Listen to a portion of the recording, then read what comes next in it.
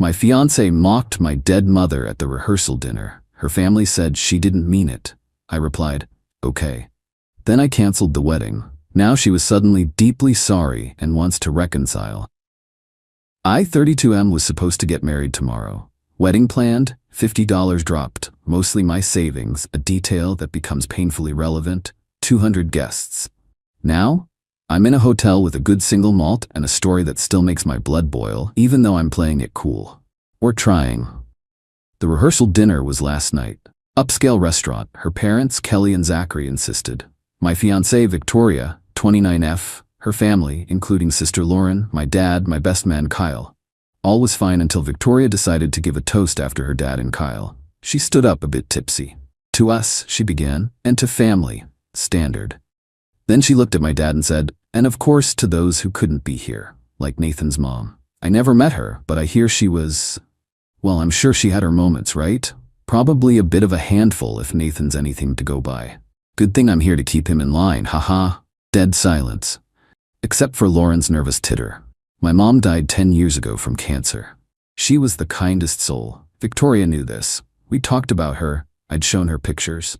For her to say that with that smirk, my dad looked like he'd been slapped. Kyle just stared, jaw tight. I felt a sudden cold calm. I looked at Victoria. Her smile was faltering. Her mom, Kelly, jumped in. Oh, she's just joking. She didn't mean it like that, Nathan dear. Zachary mumbled, just pre-wedding jitters, son. Lauren added, yeah, Nathan, Victoria says stuff like that. It's just her way. Victoria, defensively, what? It was a joke. Can't you guys take a joke? I looked at her, then at her family, and I said very quietly, okay. Kyle later said my okay was terrifying. The dinner ended quickly, awkwardly. Victoria tried to hold my hand. I didn't respond. Back at our apartment, my lease, my deposit, she started. Nathan, what was that? It was a joke. My mom isn't a punchline, Victoria. Oh my God, you're so sensitive. I didn't mean it, okay? Stop saying that. Talk to me. I'm tired. I went into the spare room, locked it. Couldn't sleep. That joke wasn't a slip. It was a glimpse of cruelty, of disrespect, of her family's enabling. The keep him in line comment, red flags. Around 3 a.m. I got up, calmly. Email 1. To wedding planner, subject wedding canceled. Due to unforeseen personal circumstances, please inform all vendors. I will cover all cancellation fees. Email 2. To guests. Subject wedding cancellation. Wedding of Nathan Ashton and Victoria Benson will not be taking place. Apologize for any inconvenience. No blame. Text 3. To Kyle. Wedding's off. Details later. Need you. Text 4. To my dad. Wedding canceled. Don't worry, I'm okay. We'll call. Packed a bag. I'd left my engagement ring on the kitchen counter. It was a custom piece, designed around what Victoria claimed was a priceless heirloom stone from her grandmother. Crafting a setting I felt was worthy of such a stone had cost me what I considered a small fortune at the time. Next to it were her car keys. Walked out at 6 a.m., checked into a hotel, called Victoria. She answered, annoyed. What? It's barely morning. The wedding is canceled, Victoria. I've informed the planner and guests. Silence. Then, what? You can't do that. Are you insane? I just did. What you said about my mother was unforgivable. Your family's reaction was enlightening. We are done. But it was a joke. I said I didn't mean it. My dress, the flowers, what will people think? The entitlement, even then. I don't care what people think, Victoria. I care about what you did. Nathan, wait. We can fix this. I'm sorry. I'm deeply sorry. Please. Hollow. Goodbye, Victoria. Hung up. Blocked her. Her family started. Texts, calls from Kelly, Zachary, Lauren. You're overreacting. She's devastated. You're ruining her life. Think of the money. Blocked them too. Now it's Saturday. Wedding day. Kyle's on his way. Dad called. Sad but supportive. Son, I always trusted your judgment. Your mother would have too. That almost broke me. The hotel is quiet. The single malt helps. That deeply sorry rings hollow. This isn't over. They won't let this go easily, but neither will I. Update 1, approx 1 week later. It's been a little over a week. The quiet didn't last. Thanks for the support, folks. Vendors first. Planner was a pro, handled most cancellations. Fees were brutal, about $30 of my savings gone. Victoria's parents paid for her dress and the rehearsal dinner. Everything else was on me. I paid all fees without a word. A clean break from the wedding, at least. Victoria didn't stay blocked. Burner apps, new emails, messages were a mix. Nathan, I can't eat, I can't sleep, biggest mistake of my life. I love you, let's talk, I'll do anything.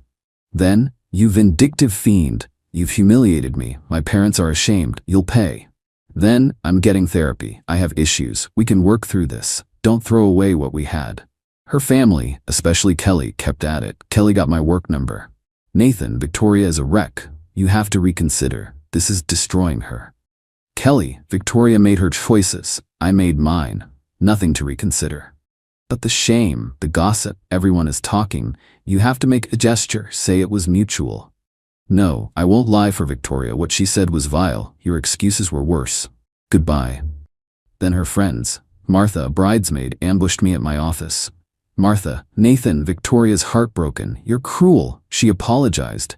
What more do you want? Apology that sounds sincere. Not sorry she got caught, and a time machine, since neither is possible, we're done. But everyone makes mistakes. Was mocking my dead mother sweet, Martha? Or was that the real Victoria, the one who'd use my mom's memory as a punchline? Martha, faltering. Well, you're still a jerk for canceling the whole wedding. Me, my mother's dignity is worth more than a party. Walked off. The apartment, my lease, my bills. Victoria had moved in about a year ago, contributed to groceries but no rent. She was still there. Kyle, with a police escort, his idea for witness, supervised her packing essentials. She screamed, cried, threw things, not at Kyle. Declared she wasn't leaving.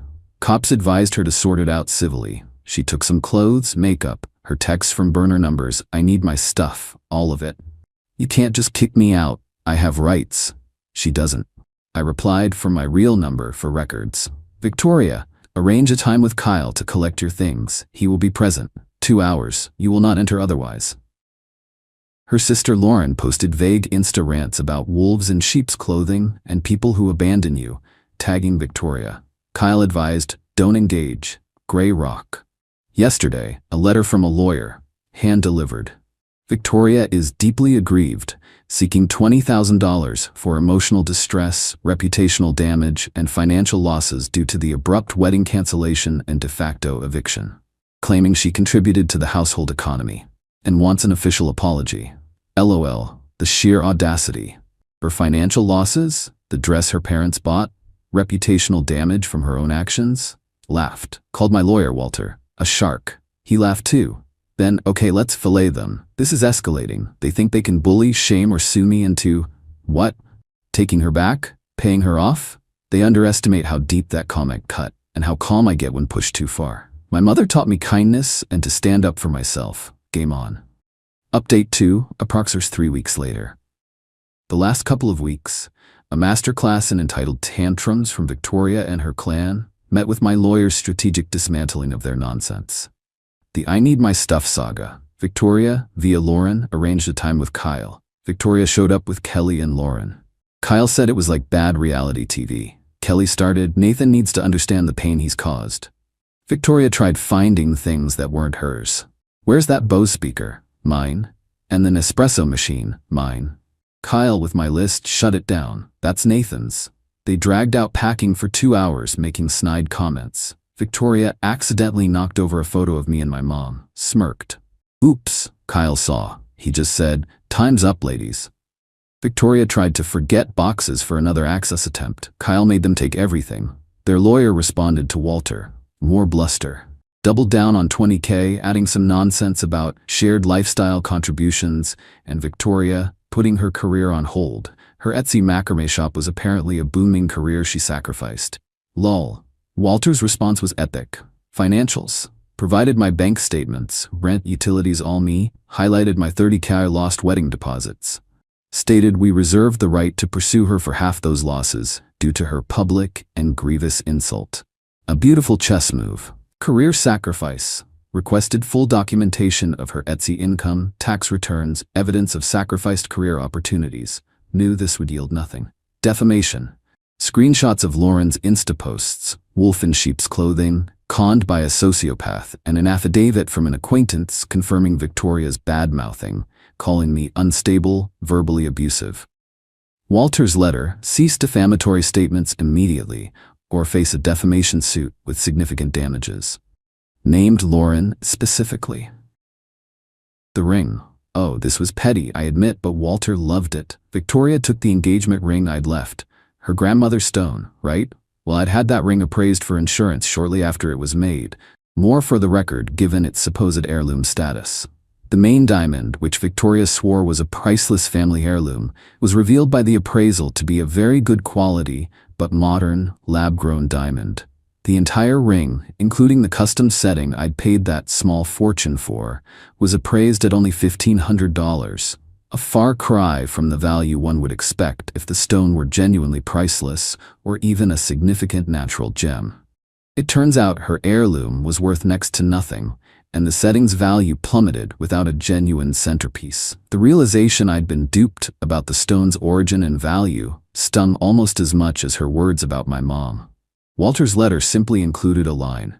We also request the return of the engagement ring, valued at $1,500. Appraisal attached based on its actual components and condition, or its equivalent cash value, as it was given in contemplation of a marriage that did not occur due to Miss Benson's actions. The reaction was swift. Lauren's Instagram posts vanished. Their lawyer's tone changed. Suddenly, misunderstandings resolve amicably. The $20,000 demand disappeared. They offered to mediate. Victoria tried love bombing / guilt tripping via a mutual acquaintance, Judith.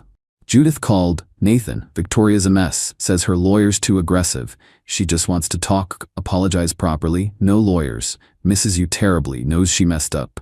Me, politely to Judith. Appreciate it. But Victoria had her chance. What she said and how her family excused it wasn't a mistake. It was a window into their character.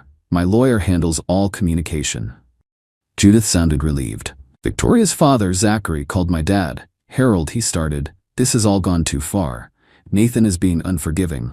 Talk sense into him. My dad. Zachary, my son makes his own decisions. What your daughter said about my late wife was beyond indecent. Perhaps you should have talked sense into her. Nathan has my full support. Hung up. My dad equals hero.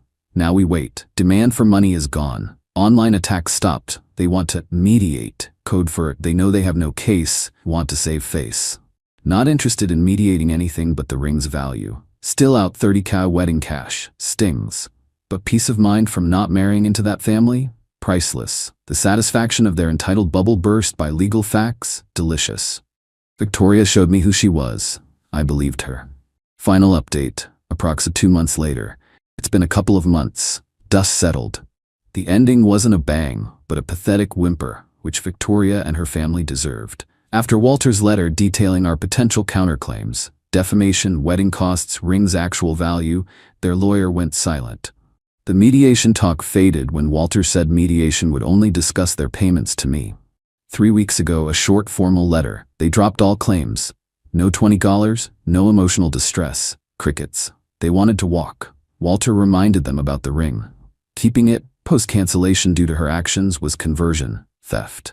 Options. Return ring in 7 days or pay $1,500 appraised value. Silence for 5 days. Then a padded envelope at Walter's office. The ring. No note. Sold it for $1,200. Gave it to my dad for the stress. He tried to refuse, I insisted. What happened to Victoria and Co.? Lauren's Insta kittens and inspirational quotes. No more vague booking. Kelly and Zachary? Peep. Probably persona non grata as word got out why the wedding was cancelled. Kyle might have clarified to a few mutuals. Victoria? Not doing well, per Judith, now Team Nathan. Parents told her she was on her own legally. Moved out of my apartment, tried staying with Lauren, lasted 2 weeks. Lauren couldn't stand her pity party and demands. Now 29, back with Kelly and Zachary. Etsy macrame empire? Stagnant. Blames me for ruining her life, destroying her confidence, and turning everyone against her. Zero self-reflection. Still thinks her vile words were just one comment I didn't even mean. The entitlement is a life sentence. As for me, the $30,000 wedding loss still stings. But avoiding that marriage? Best money ever lost. Apartment is peaceful, mine again. Dad and I are closer. Kyle's a rock, actually going on a date next week. Someone new, vouched for as actually a decent human being. Low bar, but it's a start. Haha, no courtroom showdown, no dramatic apology. Her campaign of entitlement, bullying, guilt-tripping, her family's enabling, all fizzled against calm, methodical legal consequences. They expected me to roll over or make a scene. I did neither. I said okay, then acted. Decisively. She mocked my dead mother, her family defended it. I canceled a wedding, would do it again. The best revenge wasn't getting even. It was getting away, watching her delusion crumble under her own actions. She wanted me to keep her in line? Nah. I let them show their true colors, then walked. They were left with the bill for their own ugliness. Canceled wedding. Humiliated daughter. Quiet judgment. That's satisfaction. Thanks for listening, Reddit. It helped to write it all out. Time to close this chapter. For good.